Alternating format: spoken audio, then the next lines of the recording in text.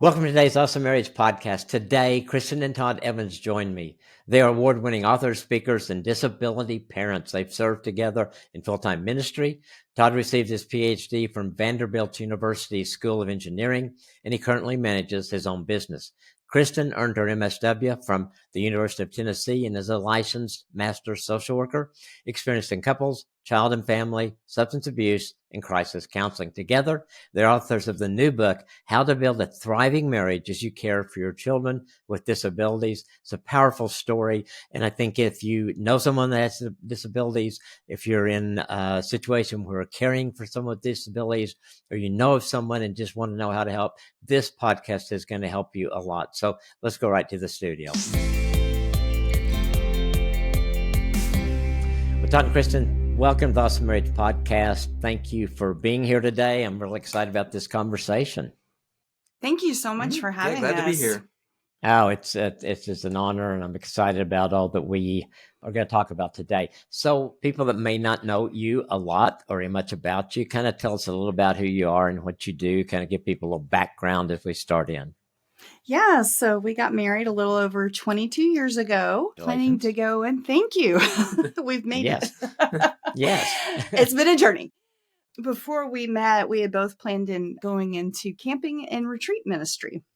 So we went to graduate school for that after we got married and began our journey into full-time ministry and began having children. And when I was pregnant with our second child, our daughter, Bethany Grace, things began to turn upside down when we learned about her chromosomal deletion. So we spent a couple more years in ministry, and then we learned we had to make a change in order to. Yeah, so we both changed careers. I went back to grad school to become a licensed master social worker and speak and write full time and talking. And I went back and worked my doctorate and trying to get a more financially stable field for finances with all the expenses that we had coming up with everything. And so went back and did that at Vanderbilt, and we just kind of moved back to our hometown and near a good hospital where we get good medical care, and just kind of worked on being a family and what that looked like in this new reality and kind of growing through that and just kind of seeing where God led us. Kind of ended up here at this point where we're trying to help other couples as we've kind of figured out a few things ourselves, and God has kind of directed our paths in some ways that have shown us some insights that we want to share with others and things. So we do that. Kristen does it full time. I do it part time with her along with that, plus running my own business now. So that's awesome. So we stay pretty busy. So, Kristen, is most of your work with parents with children with disabilities, as far as your counseling and using your MSW? So I actually, when COVID began and Bethany Grace is medically fragile, I left working with clients to be at home, not sure what I was going to do. And then the Lord just opened doors for me to start speaking and writing. And so I do not counsel at this point. I don't counsel parents. It's more education and mental health and marriage and faith healing. And so, I'm just thrilled to be doing that. And things are coming full circle. And just being able to reach so many more people than you would day to day in a counseling room. So that's awesome too. How many children do you have altogether? Is it just you have just two and then two? You have two. 17 and 14. Okay, great teenage ages. Exactly. In addition to caregiving parents, we have some listeners who primary caregiver for parents. We've had a family that was in that situation or their spouse or others that are not in a caregiving role, just know someone or care. So what are the unique challenges that caregivers just have to face and deal with on a daily basis, and kind of how you guys grew into that?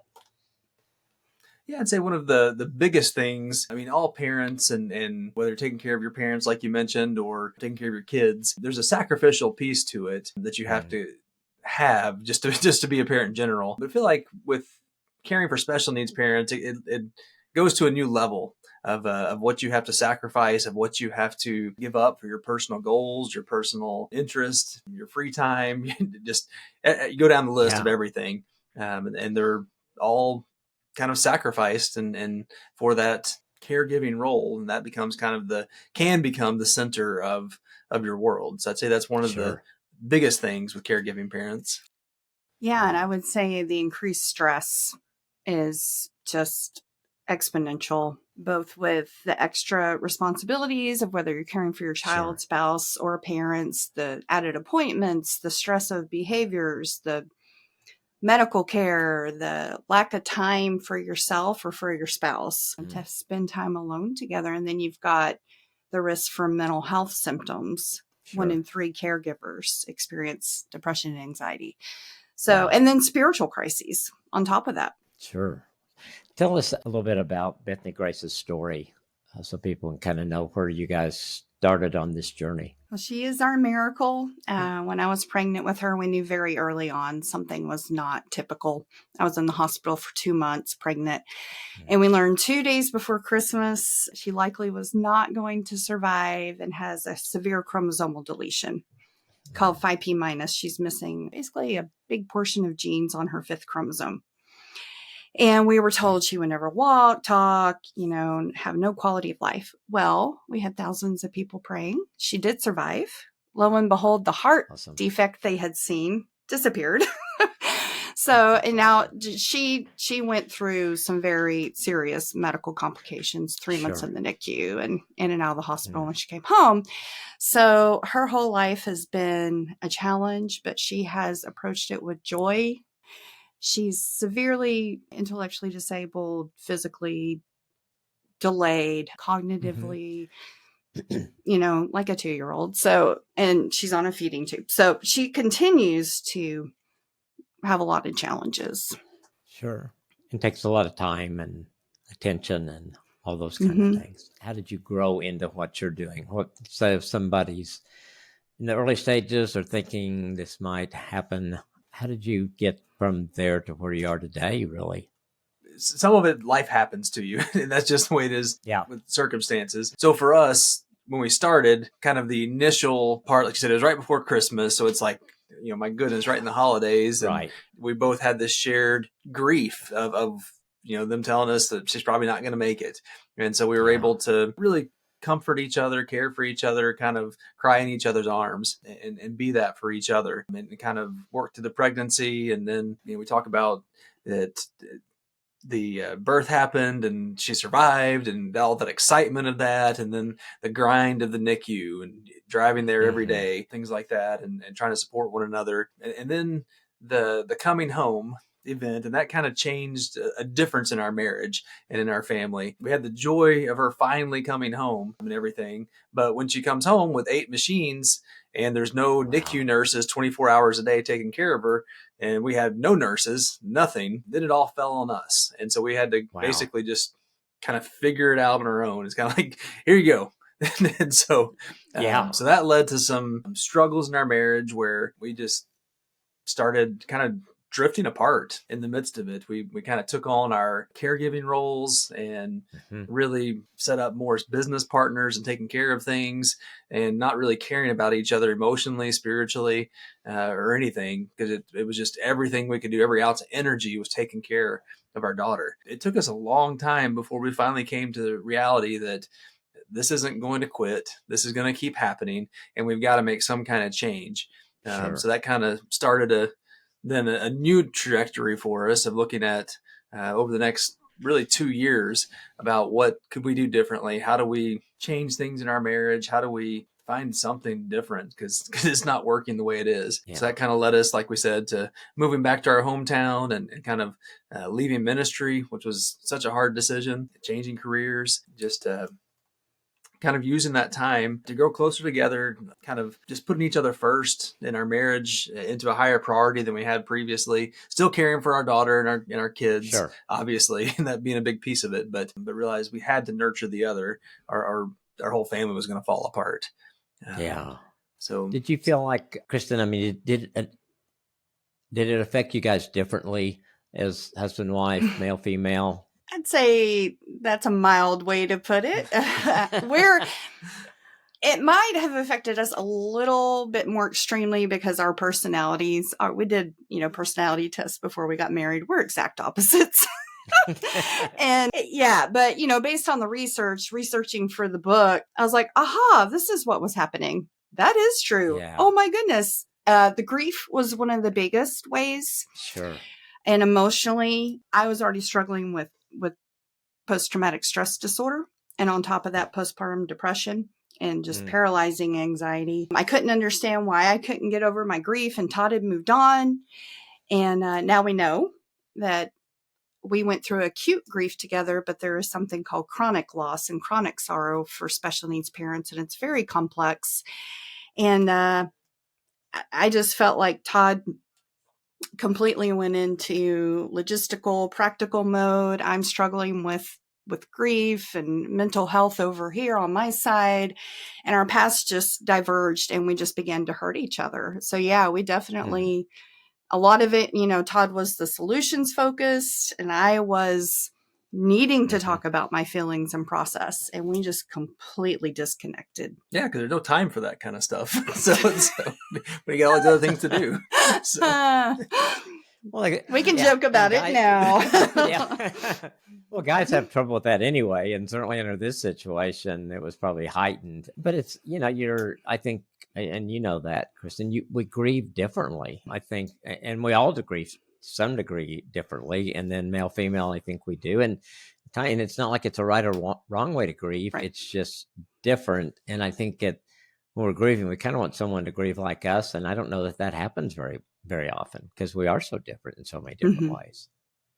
So when did you finally, Todd kind of said, did you guys come to the realization about the same time that we got to do something, or our marriage is just, we're not going to make it to 22 years? We didn't feel like we were going to make it another day. We came to realizations, but in very different ways. And mine was, I can't do this anymore. I'm so hurt. I'm struggling so much with depression. Todd's was more of a engineering brain. This is not working. We must do something different. Yeah. Here's our bullet list, right, of things to do. So where did you come together on it? Was there a time when you felt like, okay, we are together now, and we're headed in the right direction? I think we kind of put the defining moment as the point where we were very blessed to have somebody from our church just come over who was a doctor that could take care of the medical needs, and had another caregiver for other child, and allowed us to get out. And so once a week for an hour or two, a couple hours. And so it was 2 or 3 weeks into that I think we kind of say is our defining moment, inflection point, kind of moment that we just went out, and Kristen didn't want to be with me. She's like, drop me off somewhere. Or you asked me, you were like, where do you want me to drop you off? And I'm like, I don't really care. I mean, we were just both. We didn't want to spend time together. We were done. Or I was done. So I said, let's just drive. And so we ended up driving across town, and probably 30 minutes, and ended up kind of on the lake at the docks, and just kind of, we're there at that moment, and just, we're there in presence, but still not connected. And like you said, I kind of made the decision that we both had decided that this wasn't working for us. So for me, that looked like it's not working. We have to do something different. And I just had to be honest with her and say, I don't know what that difference is. I don't know how it's going to look, but I am committed to finding a way for our marriage to work, that I love you and always will. That's not going to change. I don't know how we're going to go forward, but I want to go forward together with you.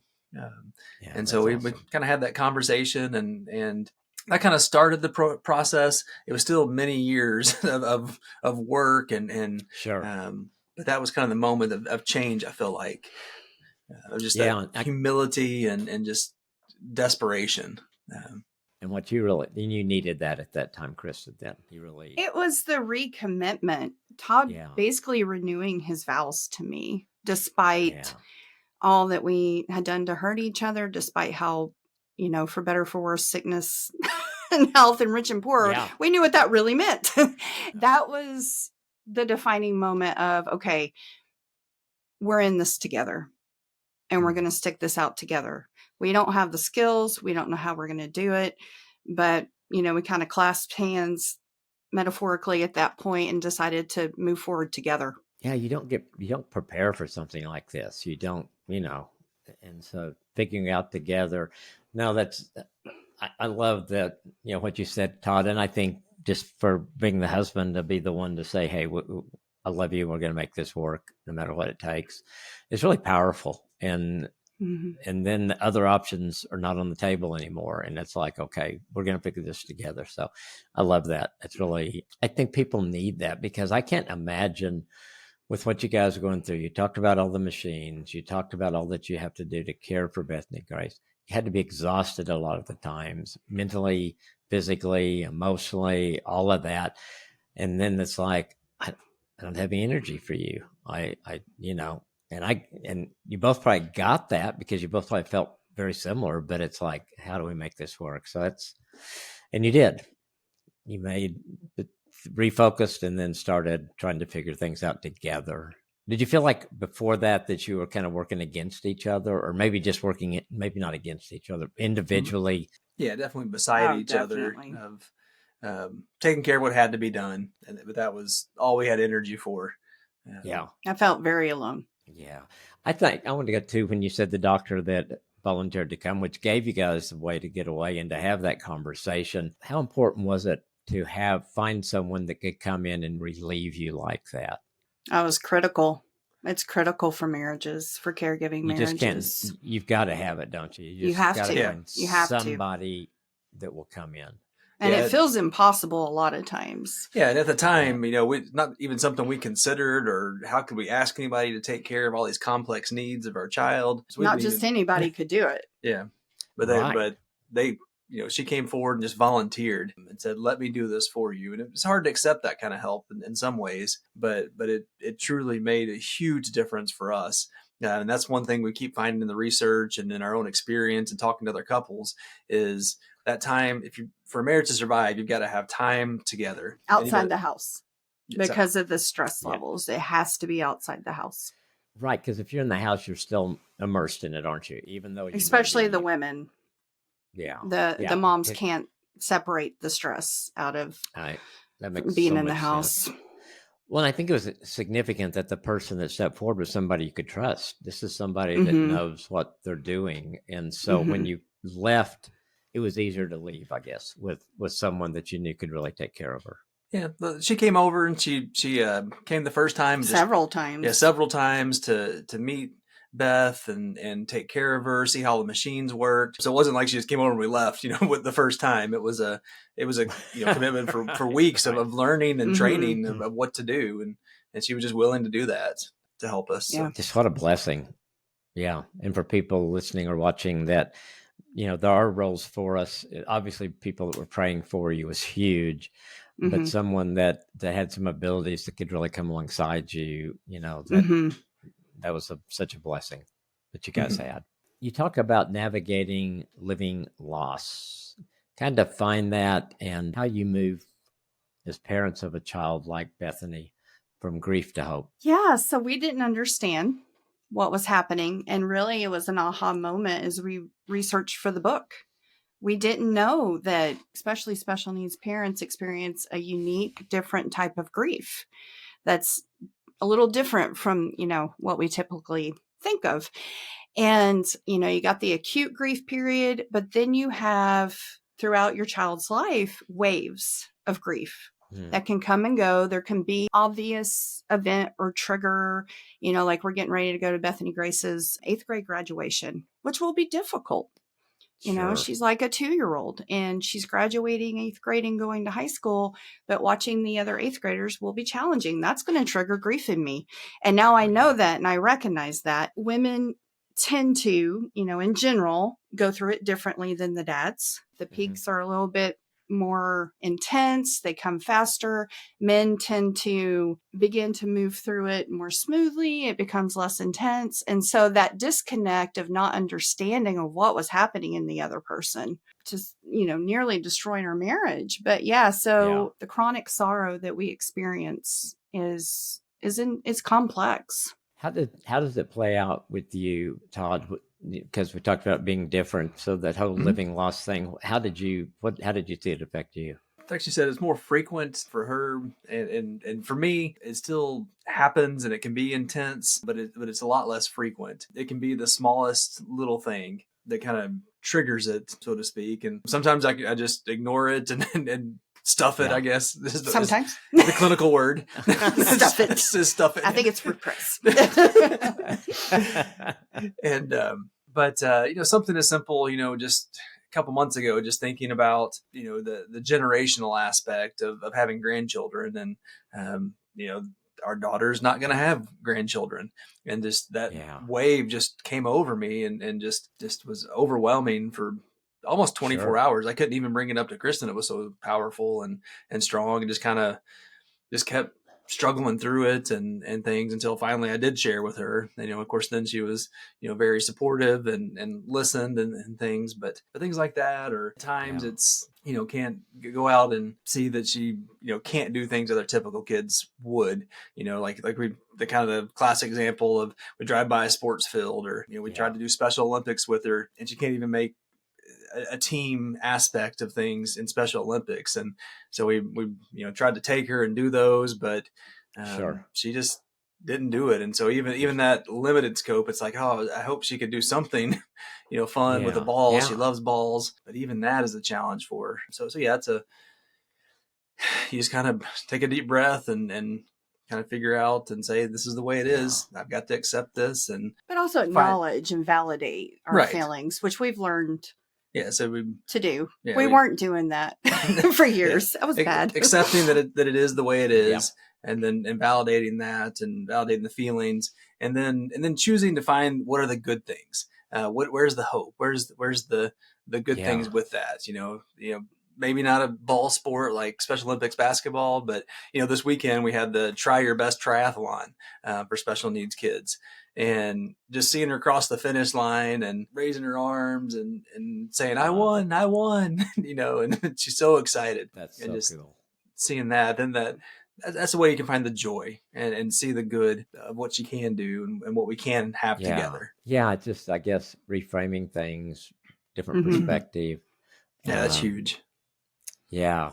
And I think like when you were talking about the graduation, Kristen, you can kind of anticipate some of those things. And then I would guess a lot of things just blindside you, like what you were just talking about Todd, that you don't really prepare for, and it just hits you because it becomes something that's a reality that you hadn't really thought about, I guess. Yeah. But I love what you said, Todd, about reframing that to who she is and the joy you have. What you do have that's good. And the fact that you have her, that after they told you she wasn't going to make it. Yeah. She's taught us, how to have daily gratitude, how to live life to the fullest in the moment, her goal in life is to bring others joy and make them smile and laugh. And she's just really taught us what's important. And we're so grateful to have that perspective now that I'd say most people never have in life. So, as Todd said, just looking for the blessings and living in the present moment, just fully to find joy. And we've learned to do that in our marriage too. She's really taught us a lot. And that it's so amazing. It's just how God uses somebody that you think, will we really learn anything from her? And yeah, she does. That's cool. What about, you guys were in ministry? I'll go back just a little bit and find out about what's going on with Bethany when Kristen's carrying her. What about, it was hard to leave ministry, but what about your relationship with God at that time? Was there any anger at God or questioning, anything like that? Yeah, I think, again, different experiences that we had with it.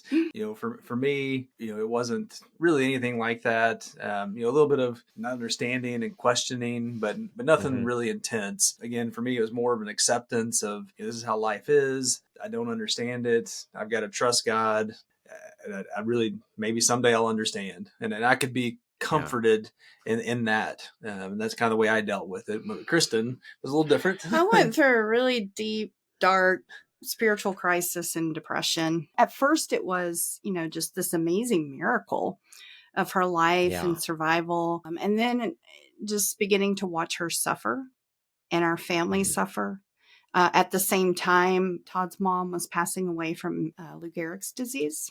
Oh, wow. And so I'm watching this strong woman of faith who devoted her entire life to God, and she was a licensed clinical social worker to serving others. And so we're watching Todd's dad be 24-hour caregiver. And so I just felt like, how can God be good and allow us to suffer like this? And so that became my really dark. And the more I felt distant from God and angry, the more I became depressed, because mental health and spiritual often go together. And so it was a spiral for me. How long did it last? A couple of years. Yeah. Yeah, it did. I think more than a couple. Beth was 3 when we moved. It was at least two and a half, maybe 3. Yeah. Was there a turning point for you? Or did it? It was gradual, but also there was a defining moment. So it was gradual, going to pastoral counseling, going to mental health therapy, working through things, processing things. But then there's a defining moment of, I just had to make a choice of, am I going to, I couldn't find the answer. I couldn't reconcile this. How could God be good and allow this to happen? And that was just literally driving me mad. And so it came to a point where I'm going to have to decide, am I going to accept my life as a special needs mom, with as challenging as it is? And am I going to trust God, not knowing how this reconciles? And so it was that moment of deciding, I'm going to trust God, have faith. I don't understand, but I'm going to choose to trust and accept my life. And it was years of therapy and pastoral counseling to get to that point. But then I finally just had to make that choice. And that began my journey to healing, mental health, and faith. And so would you say to people that in a similar situation, be patient with yourself, give yourself time? I would say be compassionate with yourself. I was not a very self-compassionate. I'm a perfectionist in recovery. And so I was very, very, very hard on myself. And then that just, increases anxiety and depression. So self-compassion is hard for caregivers, I think. We feel a lot of guilt. We could always be doing more. We could always be better. And so, self-loving kindness and self-compassion. Yeah. As you saw her go through that, Todd, and you weren't really struggling with the same thing faith-wise she was how did you react to that? Was it hard to support her? How did you handle it? Well, I would say just seeing, her struggle through all of this was very challenging and kind of, heartbreaking to know. For me, it was, I kind of had a trust in God that I know He's good from Scripture and will be there for us, and those kind of, basic tenets of faith. But to see that she didn't necessarily feel that or see that she wasn't experiencing that was definitely challenging to see the pain and the hurt she was going through, and feeling like, there's really nothing much I can do. This is, I can be there to support. And that's really the only role I could take on. I wasn't going to change necessarily her spiritual outlook, but keep encouraging her to spend time with it. She started writing some and writing a book at that point, more for her own personal, more like a diary almost than a kind of a mix, I guess. But just trying to encourage her to do that and to keep on the journey, but not tell her where to go in that journey, but to kind of let her work through it, but be there alongside to listen when she wanted to talk and just encourage her with that and to process it in her own way. Yeah. And realizing you can't fix it. Like you said, it's, and it's hard when someone we love is suffering. It's just so many ripple effect of what you guys have gone through. It's amazing. What about, you kind of hit on some of the things that you go together and how you handle different things. How do you handle the stress today? Kristen, you talked about, having to get out of the house in those early times of just because you just couldn't get out. How do y'all handle stress together today? I'd say there's 2 main ways. We've learned how to de-stress together. And I'd say it took us getting out of the house together to learn how to de-stress together. We've learned coping skills. I learned coping skills in therapy. And, we do things together, take deep breaths together, but then there's also that individual level of supporting one another's self-care and helping the other person de-stress, which obviously greatly helps the marriage. And so we began to start to support one another and exercising, getting out of the house individually. And you want to say more about that? Yeah, definitely the exercise was huge for me. I really hadn't run my whole life and always thought it was kind of not very much fun at all to run, and decided, what, I'm going to run a marathon. So I started training to have something to do and get some stress out. And it took a marathon length to get out some of my stress, I think, sometimes. Wow. But doing that, just being willing to treat yourself sometimes. Like Friday, I had a steak dinner for lunch by myself. It was nice. That my family doesn't really like steak that much, and I was having a rough week.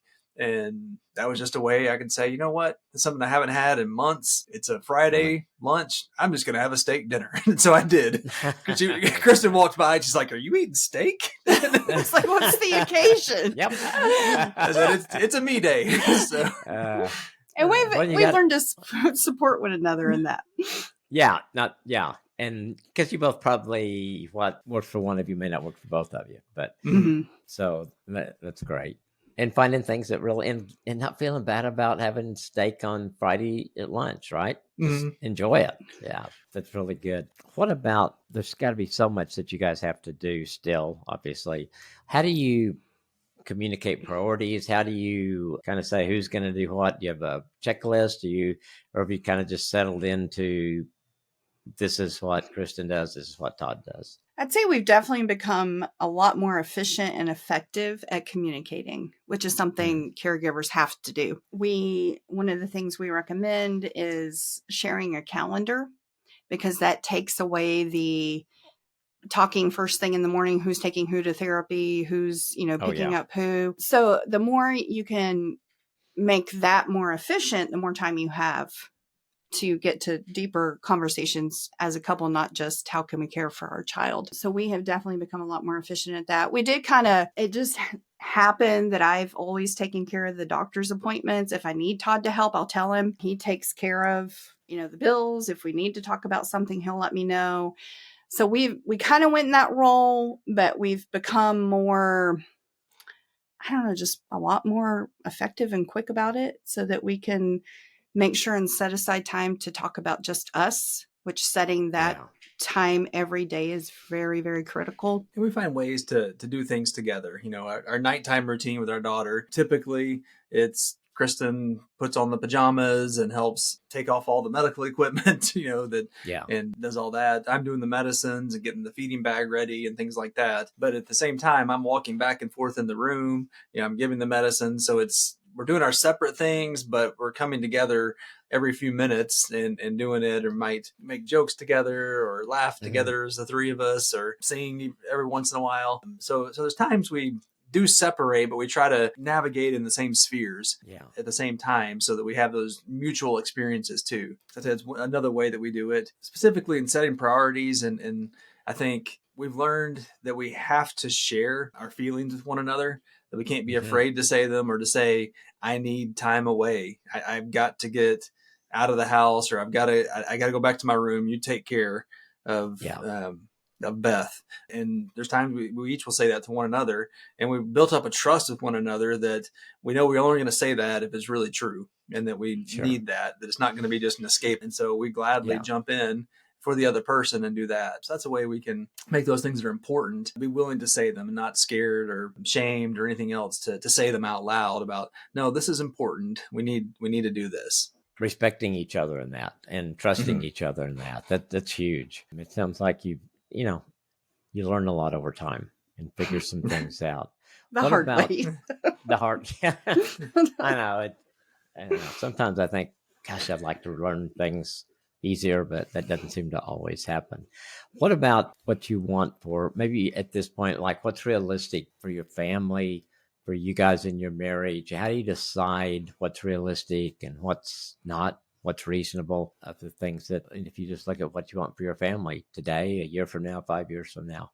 Yeah, I think we just have to kind of look at reality. Sometimes we look through rosy colored glasses. I think maybe a classic example of we decided on a trip that we were going to make the challenge of going to Pompeii. And that, as we realized, we were too ambitious, tried to do too much. With Beth. With Beth, yes. And the chariot wheel ruts don't fit wheelchair ruts, wheel links.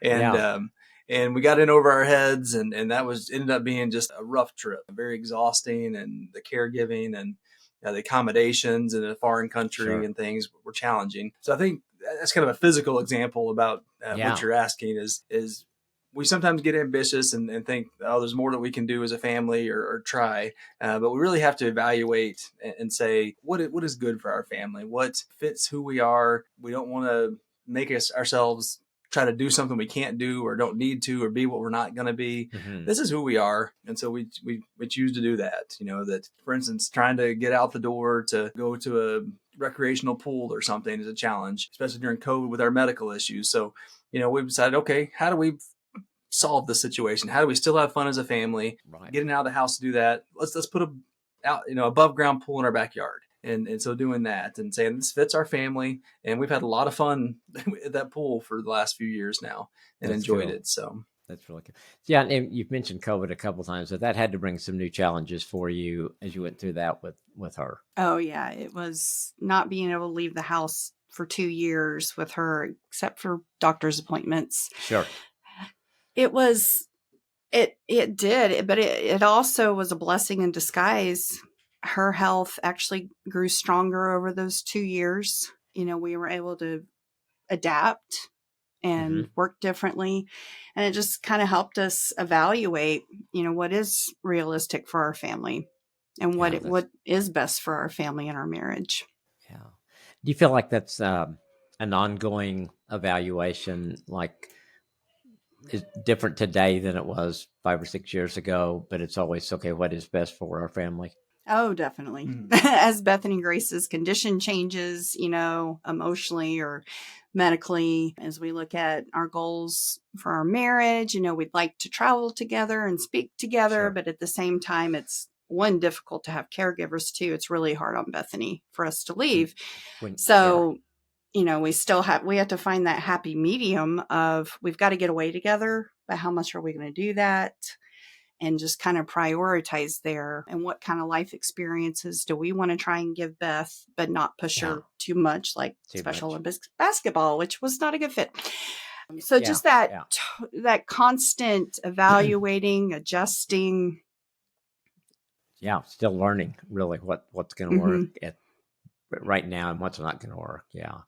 So if people are listening, that how can someone that's not a caregiver support people that are caregivers and disability parents? What would you say to those that as they listen today, well, no, we're not in that situation, but their heart goes out to it? What can they do to help? I think anything. It's just pick something. I think there's a fear of we're going to do the wrong thing. Say the wrong thing. Yeah. Really, anything you do, anything you ask is meaningful to us.